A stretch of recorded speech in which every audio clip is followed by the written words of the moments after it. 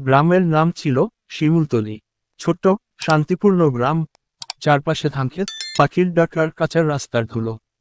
এই গ্রামেই থাকতো ফারুক আর লায়লা। ছোটবেলা থেকে তারা একসঙ্গে খেলাধুলা করত, পড়াশোনা করত, ঝগড়াও করত, আবার মিলেও যেত। ফারুক ছিল একটু চুপচাপ স্বভাবের ছেলে, কিন্তু লায়লা ছিল উল্টো, বকবক, হাসি ঠাট্টা আর দুষ্টামি তার নিত্য সঙ্গী। গ্রামের সবাই বলতো ওরা বড় হয়ে এক হবে, কিন্তু তখন কে জানতো সময় সবকিছু কেমন বদলে দেবে। শৈশবের বন্ধুত্ব, পড়াশোনা শেষে বিকেলের সময় জনে নদীর ধারে যেত। লায়লা পানিতে পা ডুবিয়ে বসে থাকতো, আর ফারুক নৌকার দড়ি খুলে দিয়ে বলতো, চল আজ নদীর মাঝখানে গিয়ে গান গাই। লায়লা হাসতো, তুমি গান গাও? তুমি তো গাইতে গিয়ে কাকের মতো আওয়াজ করো। হাসি ঠাট্টার মাঝে দিন কেটে যেত, কিন্তু এই হাসির আড়ালেই ফারুকের মনে জন্ম নিয়েছিল এক অদ্ভুত টান, যেটা হয়তো প্রেম। প্রথম দূরত্ব, সময় গড়াল, তারা জনি কলেজে উঠল। শহরে কলেজ হওয়ায় লায়লার যাওয়া আসা বেড়ে গেল। নতুন বন্ধু, নতুন পরিবেশ। ফারুকের সঙ্গে আগের মতো কথা বলতো না।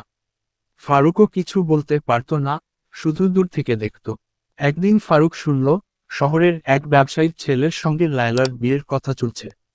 খবরটা যেন তার বুকের ভেতর ঢুকে কাটা হয়ে বিঁধল। কিন্তু সে কিছুই করল না, শুধু চুপ করে নিজের মনকে বোঝালো, হয়তো এটাই ভালো। বিদায়ের দিন, লায়লার বিয়ের দিন, ফারুক গ্রামে ছিল না। সে নাকি অন্য শহরে কাজের জন্য গিয়েছিল, এটাই সবাই জানত। কিন্তু আসলে সে চায়নি সেই দৃশ্য দেখতে, যেখানে তার শৈশবের সঙ্গী, তার ভালোবাসার মানুষ, অন্য কারো হাত ধরে চলে যাবে। লায়লা বিয়ের পর শহরে চলে গেল। এরপর ফারুক আর তাকে দেখেনি। ২০ বছর পরে, সময় পাখির ডানার মতো উড়ে গেল। ফারুক এখন গ্রামের স্কুলের শিক্ষক। একদিন ডাকপিয়ন এসে তাকে একটা খাম দিল। খামের ওপরে লেখা, ফারুক ভাইয়ের জন্য, লায়লা। চিঠিটা খুলে ফারুক অবাক হয়ে পড়ল। এর থেকে বড়, ফারুক। জানি, এত বছর পরে হঠাৎ করে চিঠি পাওয়া তোমার কাছে অদ্ভুত লাগছে। আমি এখন শহরে নেই, বরং নিজের শেষ সময় কাটাচ্ছি গ্রামে ফেরার পথে। আমার স্বামী অনেক বছর আগে মারা গেছেন, সন্তান নেই। মনে আছে, আমরা ছোটবেলায় নদীর ধারে বসে কত কথা বলতাম। তখন বুঝিনি তুমি আমার জন্য কত কিছু করেছ, কত কিছু চুপচাপ সহ্য করেছ। সেদিন বিয়ের আগে তোমার চোখে যে কষ্ট দেখেছিলাম, সেটা আজও ভুলিনি। হয়তো তখন যদি সাহস করতাম, আমাদের জীবনটা অন্য রকম হতো। আগামী শুক্রবার আমি শিমুলতলিতে আসব, নদীর ধারে একবার দেখা করতে চাই। চিঠি পড়ে ফারুকের চোখে পানি এসে গেল। শেষ দেখা, শুক্রবার বিকেলে, নদীর ধারে ফারুক দাঁড়িয়েছিল।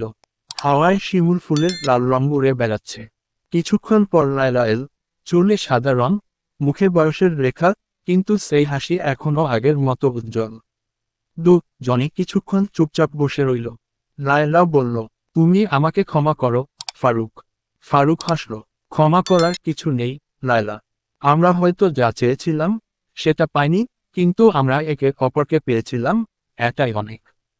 তারা পুরনো দিনের গল্প করল, শৈশবের হাসি ফিরিয়ে আনার চেষ্টা করল। সূর্য ডুবে গেল, নদীর জল কালো হয়ে উঠল। লায়লা ধীরে ধীরে উঠে দাঁড়ালো।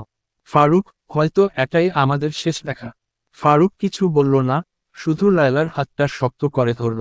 লায়লা চলে গেল, আর ফারুক নদীর ধারে দাঁড়িয়ে রইল, যেন শিমুল ফুলের লাল রঙে তার পুরনো দিনের সব স্মৃতি মিশে যাচ্ছে।